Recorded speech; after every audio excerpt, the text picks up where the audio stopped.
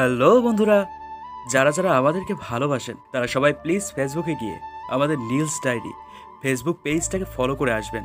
Please please আমাদের সাথে কথা বলতে চাইলে ফেসবুকে গিয়ে আমাদের নীলস ডায়েরি ফেসবুক পেজে ফলো দিয়ে পেজে মেসেজ করবেন। অবশ্যই রিপ্লাই দেব, ইনশাআল্লাহ।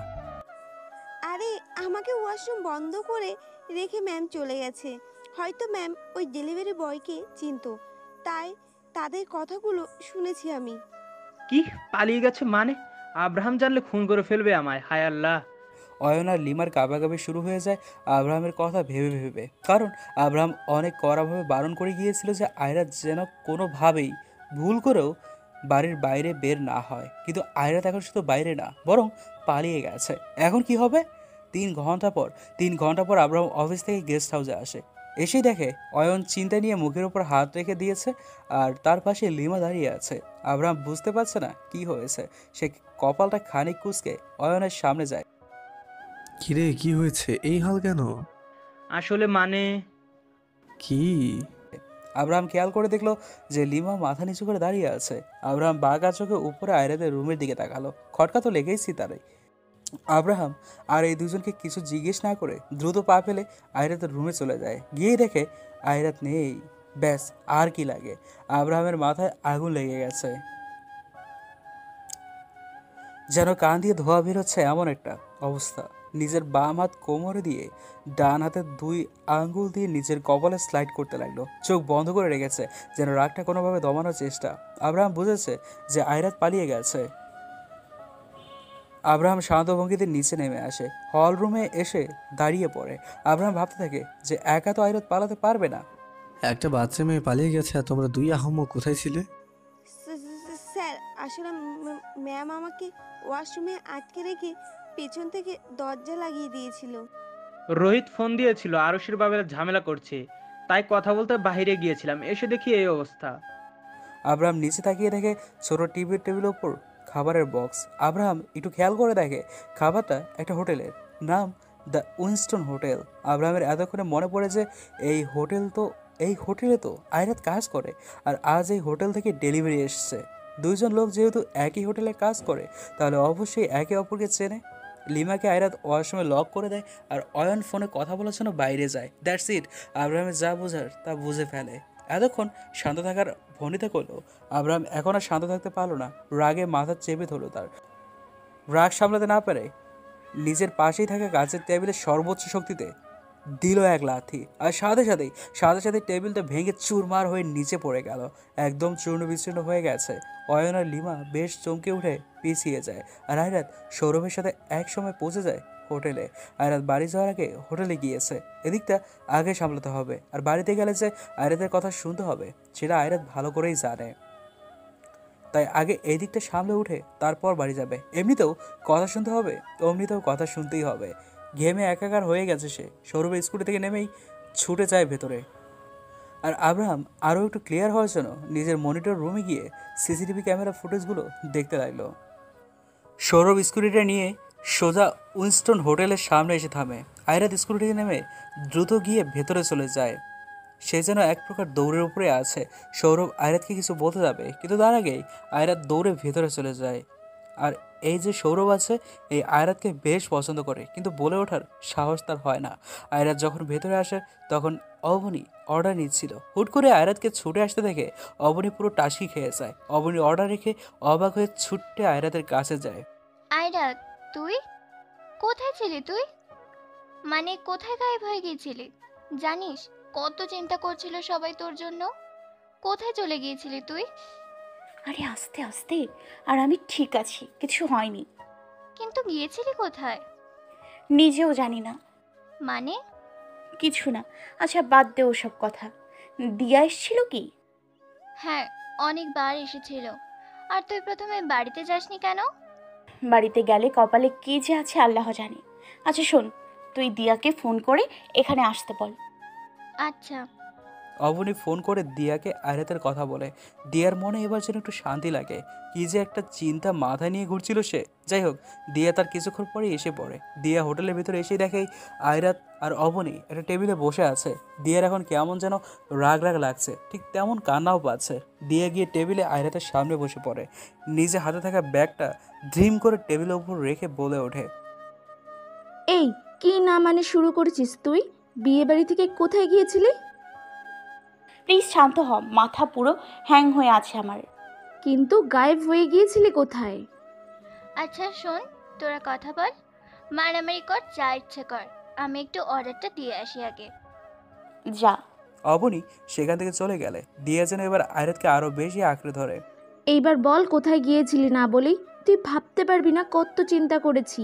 ইকবাল আঙ্কেল, আল্লাহ, আঙ্কেলের তো শরীর প্রায় খারাপ হয়ে যাচ্ছিল জানিস। চিন্তায় চিন্তায় আঙ্কেলের আর আমি গিয়ে পুলিশ স্টেশনে গিয়ে মিসিং কেস পর্যন্ত ফাইল করে এসেছি। কি? হ্যাঁ। ধুর, এখন কি বলবি যে এই পুরো একদিন কোথায় ছিলি তুই? আব্রাহাম আহমেদ চৌধুরীর গেস্ট হাউসে। হোয়াট? হ্যাঁ। ফাইজলামি করিস? দিয়ে দেখ, এখন আমি একদম মজা করার মুডে নেই। আর তা তুই আমাকে দেখেই বুঝতে পারছিস। মানে কি? কি বলিস তুই? আব্রাহাম চৌধুরীর গেস্ট হাউসে কিভাবে? কি? আর সে আপু যাকে ভালোবাসে সে আর কেউ না, আব্রাহাম চৌধুরীর ফ্রেন্ড লাগে। বিয়ে বাড়িতে যখন কারেন্ট চলে যায় তখন তারা আরও সে আপুকে নিয়ে যেতে এসেছিল, কিন্তু ভুলবশত আমাকে নিয়ে গেছে। তারপরেও আরও সে আপুকে ভাগিয়ে নিয়ে গিয়ে ওনার ফ্রেন্ডের সাথে বিয়ে দিয়ে দিয়েছে, আর আমাকে আটকে রেখেছিল, জানি না কী জন্য, কী কারণে। আর আজ সৌরভ না থাকলে আমার কী যে হতো। ও ডেলিভারি করতে গিয়েছিল, ভাগ্য ভালো যে দেখা হয়ে যায় ওর সাথে, তারপর পালিয়ে এসছি। আয়রাতের এইসব কথা শুনে দিয়ার যেন এখানে মাথা ঘুরে পড়ে যাওয়ার উপক্রম। সব মাথার উপর দিয়ে চলে গেছে তার। মানে কি বলবো আমি কথা খুঁজে পাচ্ছি না এখন। আমি বাড়িতে কিভাবে যাব সেই চিন্তায় মরে যাচ্ছি। শোন, তুই তো আর এইসব ইচ্ছে করে করিসনি, তাই না? নিশ্চিন্তে বাড়ি যা, কিছু হলে আমি আছি তো।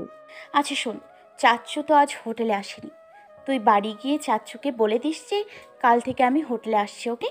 আর আমি এখন বাড়ি গেলাম। এই কথা বলে আয়রাত হোটেল থেকে বের হয়ে আসে আর দিয়াও সোজা তার বাড়িতে চলে যায়। এদিকে আব্রাহাম বসে বসে তার মনিটর রুমে সব সিসিটিভি ক্যামেরা ফুটেজ চেক করছে। হলরুমের ক্যামেরাতে সব ধরা পড়ছে। সেখানে আয়রাতের সাথে একটা ছেলেকে দেখা গেছে। অবশ্যই সেটা ওই ডেলিভারি বয়টা। তবে ফুটেজে আয়রাতকে দেখে আব্রাহাম হাসবে না কাঁদবে সেটাই ভুলে গেছে। কেননা ফুটেজে শুধু দেখা যাচ্ছে যে আয়রাত দৌড়াচ্ছে, সে শুধু তুমুল বেগে দৌড়ে হলরুম থেকে বের হয়ে গেল। আব্রাহাম মনিটর রুম থেকে উঠে এসে হলরুমে চলে যায়। গিয়ে দেখে অয়ন আর লিমা এখনও ভয় পেয়ে দাঁড়িয়ে আছে। আব্রাহামকে দেখে লিমা মাথা নিচু করে চলে গেল ওই যে কাঁচের টেবিলটা ভেঙেছিল সেটা পরিষ্কার করতে। আব্রাহাম ভাই, রাগ করিস না। আসলে আগে যদি জানতাম যে এমন কিছু একটা হবে তাহলে আমি বাহিরেই যেতাম না। এই ডুড, ঠিক আছে চিল পিল, এত ঘাবড়াচ্ছিস কেন? আয়রাত একবার পালিয়ে গেছে, আমি তাকে আরো 10 বার তুলে আনতে পারি, কিন্তু এখন আনবো না। যেই ছেলে মেয়েদের থেকে 100 হাত দূরে থাকে সেই কিনা এখন একটা মেয়েকে নিজের কাছে রাখতে চাইছে। আচ্ছা, ব্যাপার কি? কিছু না। আর হ্যাঁ, তুই কি এখানে থাকবি? আরে না। তাহলে একদম সবকিছু লক করে বের হয়ে পড়িস, আর new table and flower Vyas দিয়ে যাবে। আব্রাহাম এই বলেই বাইরে চলে আসতে নেয়, তখনই আবারও অয়ন বলে ওঠে, আব্রাহাম, মনে হয় না একটু একটু পাল্টাচ্ছিস তুই? মানে কিছু একটা চেঞ্জ হচ্ছে। অয়নের কথায় আব্রাহাম তার পেছনে ঘুরে তাকায়। অয়ন মাত্রই কি বলল তা একবার নিজেই চিন্তা করে ক্ষীণ হেসে বের হয়ে পড়ে। বাইরে এসে নিজের গাড়িতে উঠে পড়ে। গাড়ি চালাচ্ছে আর আয়রাতের কথাই ভাবছে। আয়রাতকে সামনে পেলে কি করবে তাই ভাবছে। শাস্তি তো অবশ্যই দেবে। আব্রাহামের মতে আয়রাত শাস্তির প্রাপ্য, তবে শাস্তির হবে একটু ভিন্ন রকমের। আয়রাতের বাড়ির অ্যাড্রেস আব্রাহাম বেশ ভালো করেই জানে, কিন্তু এখন যাবে না। এখন যদি সে আয়রাতের সামনে পড়ে তাহলে আয়রাত সেখানে অজ্ঞান না হয়ে গেলেই হয়েছে। আব্রাহাম এটা ভাবতেই হেসে ওঠে। আব্রাহামের সামনে এখন শুধু আয়রাতের সেই দৌড়ে পালিয়ে যাওয়ার দৃশ্যটাই ভেসে উঠছে। আব্রাহাম জোর করেই হেসে দেয়, যেভাবে পালিয়েছে বেচারি। আব্রাহাম ড্রাইভ করতে করতে একটা হাইওয়ের উপরে এসে থেমে যায়। গাড়ির সামনে একটা বাটনে চাপ দিতেই গাড়ির উপরের ছাদটা আপনা আপনি খুলে যায়। এখন গাড়ির উপরে একদম ফাঁকা। এখন আশেপাশে মানুষজনও তেমন নেই। এতে অবশ্য ভালোই হয়েছে, নয়তো অবস্থাটা এমন যে শান্তিতে বাইরেই বের হওয়া যায় না। বের হলে সবাই ঝাপটে ধরে। আর কার ভালো লাগে যে নিজের পাশে রাত দিন 24 ঘন্টা গার্ডস নিয়ে ঘুরতে। আব্রাহাম গাড়ি থেকে নেমে গাড়ির ডিকির উপর উঠে বসে পড়ে। এখন কিছুটা বিকেলবেলার মতো, সূর্য হয়তো খানিক পরেই অস্ত যাবে। আব্রাহাম গাড়ির উপরে বসে এক নয়নে সেই দূর পানে তাকিয়ে থাকে। তাকিয়ে থাকতে থাকতে নিজের চোখ দুটো বন্ধ করে ফেলে সে একটা সময়। আইরাতের মুখটা কেন যে তার চোখের সামনে থেকে সরতেই চায় না, সে জানে না। সেই প্রথম দিনের কথাগুলো ভাবছে, সেই বারের কথাগুলো। আসলে আব্রাহাম বেশ রেগেছিল সেদিন, মূলত দুটো জ্যান্ত মানুষকে মেরে রেখে এসেছিল। তবুও তবুও রাগ কমার নাম নেই, যার ফলে তার সঙ্গী হয়েছিল অ্যালকোহল। বারের সব মেয়েরাই ওয়েস্টার্ন গেটআপে এসেছিল, আর অবশ্যই সবাই সুবিধাবাদী ছিল।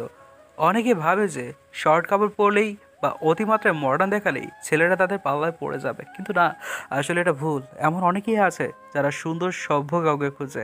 আব্রাহাম একরাশ রাগ নিয়ে বসছিল, কিন্তু হুট করেই একটা মেয়ে আসে সেখানে, আয়রাত। আব্রাহামের কেন জানি চোখ তাতেই আটকে গিয়েছিল। বাকি সবার থেকে আলাদা ছিল, না কোনো ওয়েস্টার্ন, না কোনো বেড সাইড।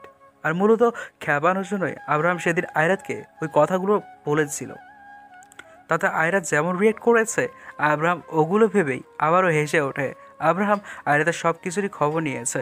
যখন শুনে যায় আয়রাত একটা 5 স্টার হোটেলে কাজ করে, তখন একটু খটকা লাগে যে যেই মেয়ে 5 স্টার হোটেলে কাজ করে সে বারে গিয়ে এমন করবে। কিন্তু সব 5 স্টার হোটেলেই যে একদম বারের মতো কালচারে থাকবে তা কিন্তু না।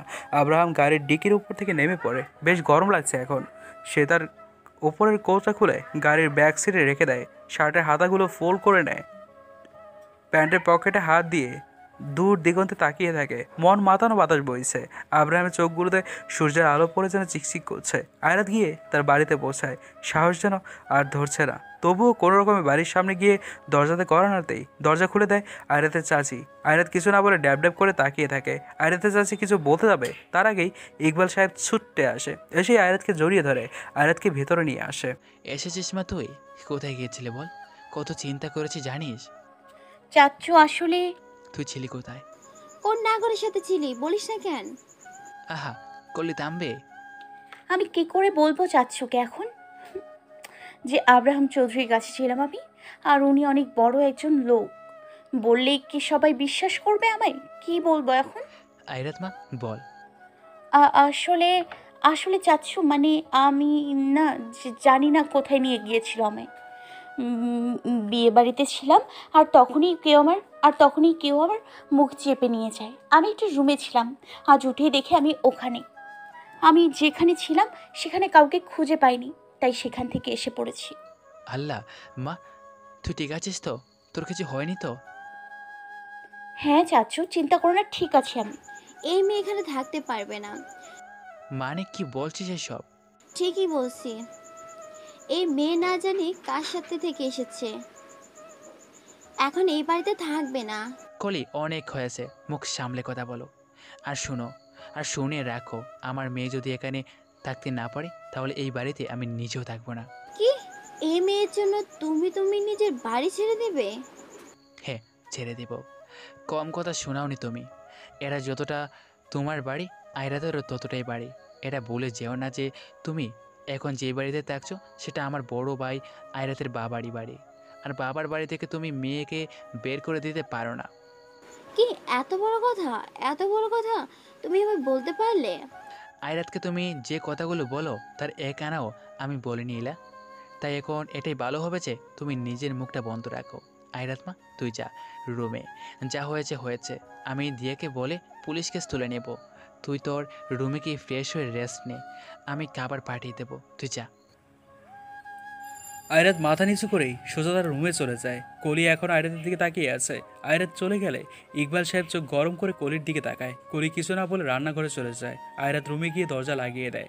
খুব কষ্ট পেয়েছে সে তার চাচির কথায়, যদিও অভ্যস্ত এগুলো কথায়, কিন্তু খারাপ তো লাগে। ফ্লোরে বসে 2 হাঁটু ভাঁজ করে বসে বসে কাঁদতে লাগলো। আয়রাতের মনে এখন রাগ লাগছে অনেক ওই আব্রাহামের ওপর। শালা খবিশের বাচ্চা খবিশ, তোরে একবার পাইয়া নেই, এমন এক চটকারা মারমু না সব তোর জন্য। শালা বদ একটা পালোয়ান।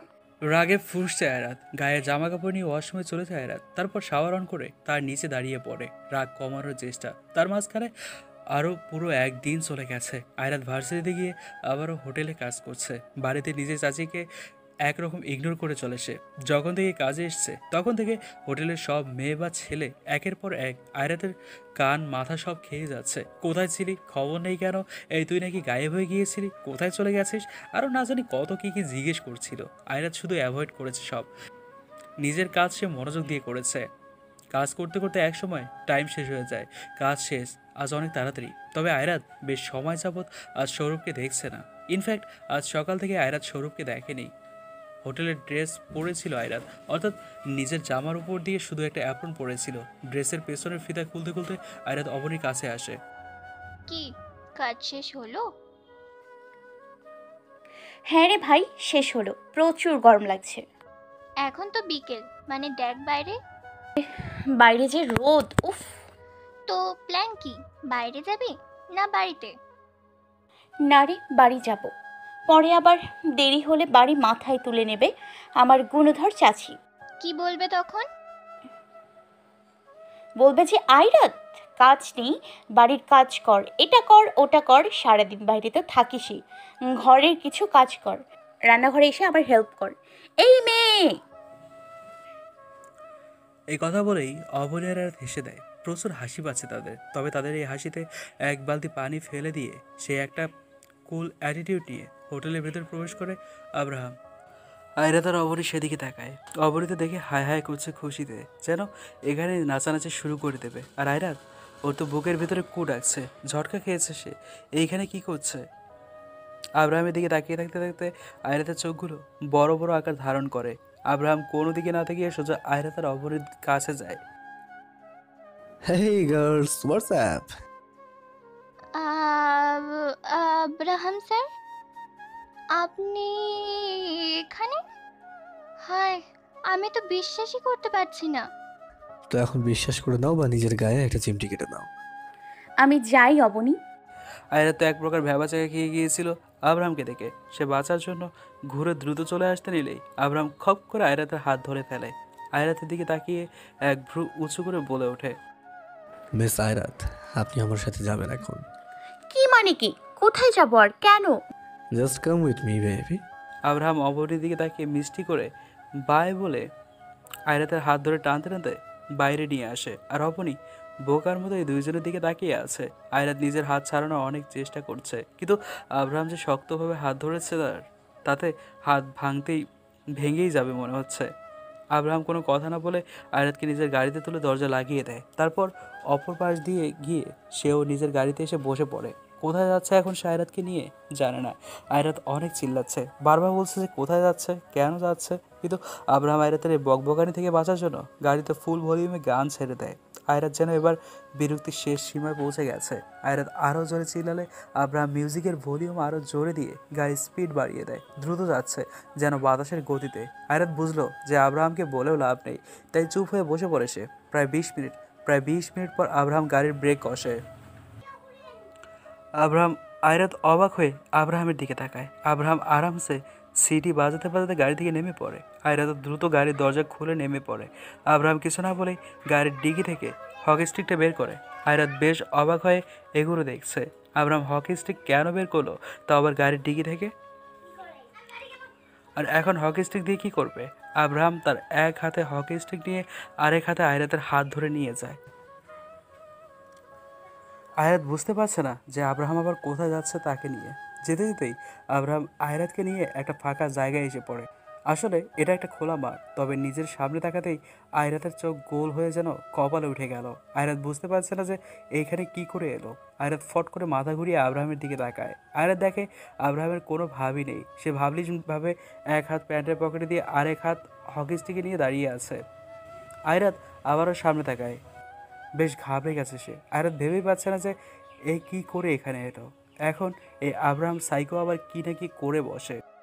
হ্যালো বন্ধুরা, যারা যারা আমাদেরকে ভালোবাসেন তারা সবাই প্লিজ ফেসবুকে গিয়ে আমাদের নীলস ডায়েরি ফেসবুক পেজটাকে ফলো করে আসবেন।